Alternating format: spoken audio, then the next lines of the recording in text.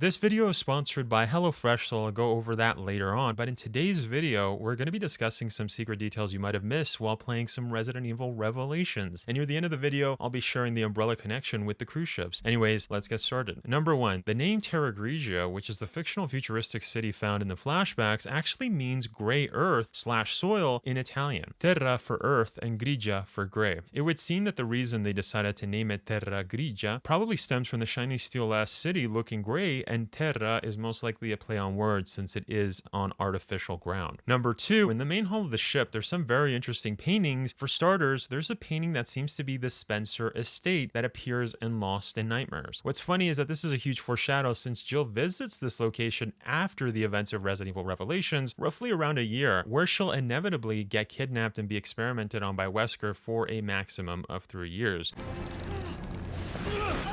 Number 3, during Chapter 1, the game explains that Terra Grigia was destroyed using its own power supply, which was a satellite weapon named the Regia Solis. This satellite was capable of harnessing clean solar energy from the sun. The game explains that the reason the city was destroyed was due to the fact that Veltro, a terrorist group, attacked the city with BOWs in what would later be called the Terra Grigia Panic. The important part of the story is that the FBC ultimately decided to use the Regia Solis against the city itself to stop the bioterror incident, since the FBC couldn't handle the situation, turning the satellite into a weapon. The interesting detail here is that this device / weapons design is literally taken out of 2 James Bond movies. For starters, we have Diamonds Are Forever, which released in 1971 and had Sean Connery portraying James Bond, and the second movie was the subsequent remake with Pierce Brosnan helming the role as James Bond in the movie Die Another Day, which released in 2002. Number 4, speaking of the Regia Solis, it's actually a Latin phrase that means king or kingdom of the sun, which is definitely fitting given the fact that the sun was the energy source that made Terra Grigia a habitable and sustainable city in the Mediterranean Sea. Number 5, in Chapter 1, during the same scene where Terra Grigia Panic incident flashback occurs, there's a scene where you see an FBC agent firing the same government handgun that Parker uses. It would appear that the government pistol was a standard weapon, as well as the P90 that Parker used in FBC, since later scenes in the game showcases FBC agents using these weapons as well. So it's interesting that Parker still uses the government handgun a year later, while now being a part of the BSAA. It's worth noting that the real-life counterpart name in full is the Colt government model. I guess Parker just really likes this handgun, much in the same way that Chris and Jill still use a variation of the samurai edges. Regardless as to the reason, I thought it was an interesting detail to share. Now in the game, there's 3 sister ships, Queen Zenobia, Queen Semiramis, and Queen Dido. Something that isn't well known is that these 3 names come from famous queens / princesses, some historical and others mythological, so let's go over them. Number 6, for starters, Zenobia means life of Zeus and seems to be inspired by the queen / empress in Syria named Septimia Zenobia. The game also lets us know that in game, the Queen Zenobia ship is known as the Beauty of the Atlantic. Number 7, the name Dido is actually a reference to a Roman mythological princess of Tyre who was the founder and queen of the first Phoenician city-state of Carthage, located in Tunisia. What's interesting about the name Dido is that it actually has 2 meanings, which are either beloved or the wanderer. The second meaning definitely makes more sense for this ship in Resident Evil Revelations since it was hidden away at the bottom of the ocean. Number 8, the name Semiramis comes from Babylonian mythology. Semiramis was a queen of Assyria noted for her beauty, wisdom, and not safe for work exploits, and is the founder of Babylon. Apparently she's based on a real historical queen in the 9th century. Support the channel by clicking my link and subscribing to HelloFresh. Every purchase helps me create more awesome content for you guys, and I'll use the money I receive to purchase more survival horror games. So for starters, it's actually my first time I've ever used HelloFresh. So huge thank you to HelloFresh for sponsoring today's video. The first meal that I actually chose was the choripan, specifically the Argentinian style. Since I do have Argentinian ancestors, so I was like, you know what, let's do it, let's go. They say breakfast is the most important meal of the day, and HelloFresh agrees. In fact, they're giving all subscribers free breakfast for life, and that means you'll enjoy a totally free breakfast item with every single HelloFresh delivery. Now that's important. Plans change and life gets busy. That's why HelloFresh lets you easily customize your delivery from week to week, mix and match lifestyle options to suit your needs like fit and wholesome, family friendly, quick and easy, vegetarian, and more, and everything can be tailored to your schedule by adjusting your delivery date, and even skipping a week when you're not able to cook at home. As the seasons change, so do their seasonal menus, which highlight peak ingredients and flavors of every season, pumpkin spice included. So don't let recipe boredom keep you from reaching your goals. Give HelloFresh a try and choose from 30+ calorie smart and protein smart recipes each week, packed packed with fresh ingredients. Everything arrives pre-portioned and right at your doorstep for less hassle and more. And when you try HelloFresh, you'll get a free breakfast for life. Start your day right with one free breakfast item per box while your subscription is active. Speaking of recipes, it's always hard to come up with something to eat for dinner. Now, if you guys live with your family or with roommates, having HelloFresh delivered to your door is always nice, especially if you're not used to grocery shopping, since they literally give you everything except for salt and oil. Not to mention, it also teaches you to cook different recipes, and you get to keep the recipes. And this is my first time using HelloFresh, but I'm definitely telling all my friends about it. Click the link in the description or use my code and get 10 free meals plus free breakfast for life, one breakfast item per box while subscription is active. If you're in the US and outside the US, the local discount will apply. As mentioned, I really enjoyed the choripan, and it came with a salad, really nice. But a huge thank you to HelloFresh for sponsoring today's video. And speaking of the video, let's get back to it. Number 9. At the end of chapter 7, when the Regia Solis weapon hits the UAV right next to the Queen Zenobia, there's a scene that's very reminiscent to the movie Poseidon. Now, for those of you who haven't watched Poseidon, I highly recommend it. It's a story about people that get in a cruise ship that subsequently gets hit by a massive rogue wave that ends up toppling a cruise ship over, and the survivors have to escape while the ship goes down, much in the same way that Jill and Parker have to reach the top of the ship. Number 10. In chapter 8, when Chris and Jessica are about to reach the Queen Zenobia by hovercraft, this scene is very reminiscent to Dino Crisis 2's hovercraft scene that can be found in the intro sequence. For those of you that don't know, Dino Crisis was also created by Resident Evil's creator Shinji Mikami, and another detail here is that both Dino Crisis 2 and Resident Evil Revelations both have combat sections on these hovercrafts. In Resident Evil Revelations, Chris and Jessica use the minigun to kill the Maracoda tentacles that are preventing them from reaching the Queen Zenobia, while in Dino Crisis 2, we see Dylan and Regina fight plesiosauruses and pteranodons to reach the third energy lab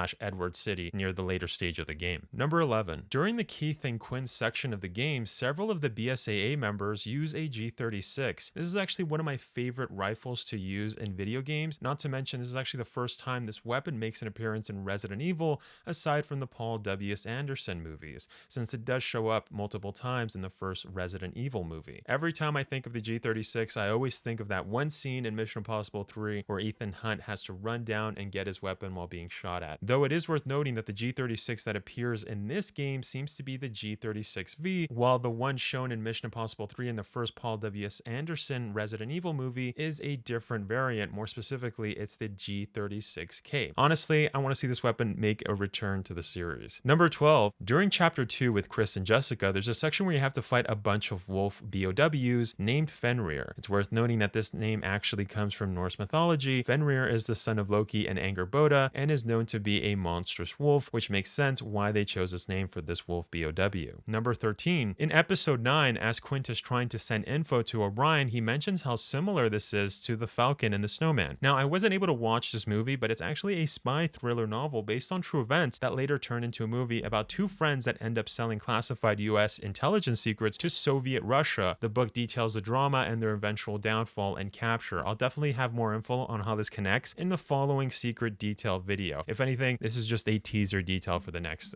video. Number 14. Near the end of the game, it's explained that Clive R. O'Brien ended up taking responsibility for his actions in Resident Evil Revelations and decided to resign. The game also mentions that he's still an advisor to the BSAA, but the key detail here is that it states that he ended up becoming a writer, specifically writing a detective novel from the comfort of his own home. What's funny about this detail is that you can actually find his book 12 years later while going through the living room in the baker's house in Resident Evil 7. His book is called The Unveiled Abyss, which is an interesting name to use since the virus in Resident Evil Revelations is called the T-Abyss virus. Number 15. In chapter 1, when Jill and Parker learn to use the Genesis on the beach, you can actually see the tower for Terra Grigia in the distance. On top of this, there's also more evidence that Jill and Parker are in Italy and that Terra Grigia was on the outskirts of Italian waters, since Jill can find a newspaper that says something pretty funny. The newspaper is called La Rivelazione. The problem here is that this isn't actually the way you're supposed to say it in Italian, since what it's actually trying to say is La Rivelazione, which is Italian for the revelations. So this is clearly an Easter egg trying to combine English and Italian, but I thought it was an interesting detail to note. Number 16. In the final boss with Norman, when the mutated Norman disappears and reappears, you can tell which one is the real one by looking at his chest. The real one will always have purple smoke around the chest cavity even before the heart/eye opens up. Number 17. Near the end of the game, if you look closely at Parker's arm, you can see he has a tattoo of an anchor. This is a pretty weird detail to have, especially with the constant underwater theme of the game, since it would seem Parker got that tattoo either before before the events of Revelations, which could be a wild coincidence, or he could have gotten the tattoo during his rehabilitation, which is pretty unlikely since his injuries seem pretty intense, and washing up on shore of Malta after getting shot doesn't seem like an opportune moment to get a tattoo. Either way, it's a pretty weird detail. Number 18, at the start of the game, once Jill and Parker land on the Queen Zenobia, as Jill approaches a door, you'll find a bell. What's interesting about this specific bell is that it's very reminiscent to the bell used to distract and subsequently defeat the Garrador enemies in Resident Evil 4. Number 19, once Jill and Parker enter the Queen Zenobia, Jill can pass by a pop/soda machine. What's interesting is that if you look closely at the brand, it says Trish, which is a common beverage that can be purchased and seen in multiple Resident Evil games, such as Umbrella Chronicles in the Raccoon City Police Station garage, and as well as Outbreak in the below freezing point location. Number 20, during the special report done by NTS report in Chapter 1 of the game, it stated that Terra Grigia was attacked in 2004, which for those that might not know is actually the same year RE4 takes place in, though it's worth noting that by the look of the trees, RE4 most likely takes place during fall, while Terra Grigia incident most likely takes place during the summer of 2004. Also, in that same report, it states that it's now 2005 during the present time of Resident Evil Revelations. Number 21, in Chapter 1 in the Italian beach section of the game, when returning to Clive R. O'Brien after securing enough samples, you get attacked by another Globster BOW and get instructions by Clive to take it down. What's funny is that if you bring the BOW near Clive, he'll actually keep his distance and dodge out of the way. It's a funny detail, but it's also a bit strange that he doesn't have a gun, or perhaps he just didn't feel the need to use it. Of course, since we have access to raid mode, you could always just play as him on this specific level. Number 22, in episode 2, when Jill wakes up after being gassed, the room is very reminiscent to Jill's first experience with the BOW incident. The first detail is the fact that the drawer is blocking the door. This was also the case in the mansion, first floor east wing. The second detail here can be found when entering the bathroom and unplugging the tub drain. This was also a callback to Jill's encounter in the bathroom in the east wing of the mansion. Number 23, during the story, you can encounter Rachel throughout the entire game, and what's interesting is that you can actually hear Rachel speak, though there's obviously an effect in her voice due to the infection. Though it is still possible to hear her normal voice in the game, specifically in the game raid mode. If you decide to play as Rachel, she'll start every mission with "Rachel, on the scene." Rachel, on the scene!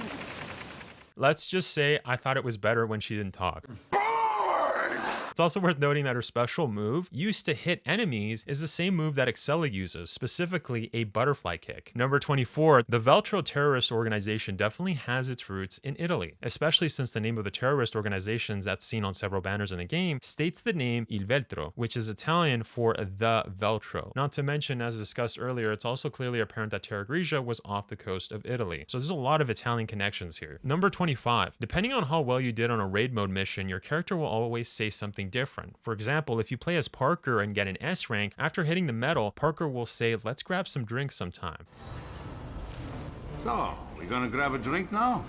And if you get an A rank, he'll state, "That's pretty good." Pretty good job.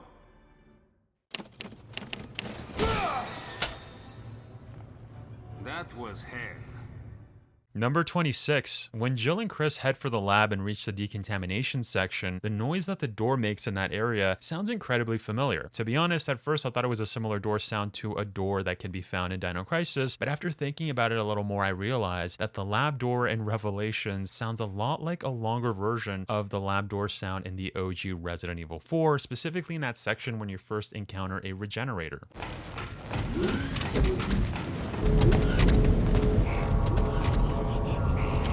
Number 27. In the promenade section of the ship, there's a restaurant that's called Le Chant de la Sirène, which is French for the mermaid song. This is an interesting detail since there's clearly a BOW that was inspired by mermaids. The BOW I'm referring to is a sea creeper, which according to RE lore states, in the case of sea creepers, respond to unique traits on the mitochondrial traits only possessed by a small number of women. A number of female researchers and Il Veltro militants mutated into sea creepers in 2004 and 2004 viral outbreaks. On top of this, it's also worth noting that when you're fighting the sea creepers, they also sound very feminine.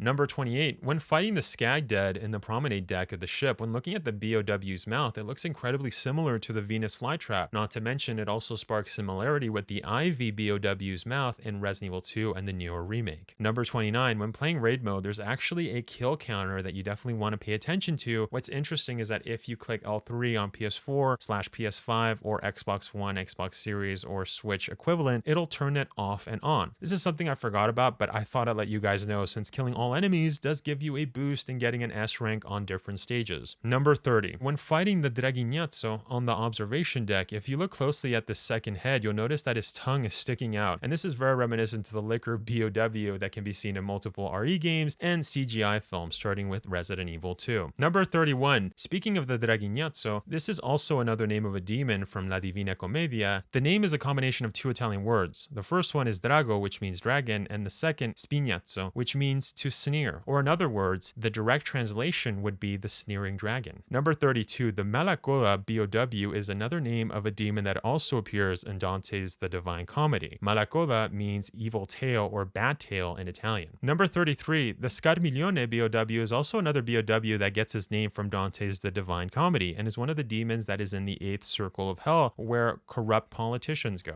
Number 34. Another name that comes from Dante's The Divine Comedy is the Farfarello BOW, aka the hunter that can turn invisible. In the Divine Comedy, it's the name of a demon. Apparently, the etymology, aka origin of the word, comes from Arabic, specifically the word farfar, which apparently means sprite/goblin. Number 35. Another funny detail is with the name of a certain BOW that loves to shoot you in the game. The name of this BOW is tricorne, which is a hat style used in the 1800s and is usually seen in several pirate movies. Number 36. Another BOW that's pretty weird is the Aculeozzo, which is a BOW that only appears in raid mode and always drops weapons. Part of its name means stinger/spine in Italian and comes from the word aculeo, since it is a spiky BOW. By the way, quick tip, don't waste ammo when you're dealing with Aculeozzo. They go down really quick with knife attacks. Number 37. Now for the pièce de résistance. As seen in my thumbnail, in chapter 3 when entering the captain's cabin, there's an important file that states the Queen Zenobia's history. What's interesting is that the Queen Zenobia was built in 1978 and the design was actually based on George Trevor's blueprints that were acquired before his disappearance.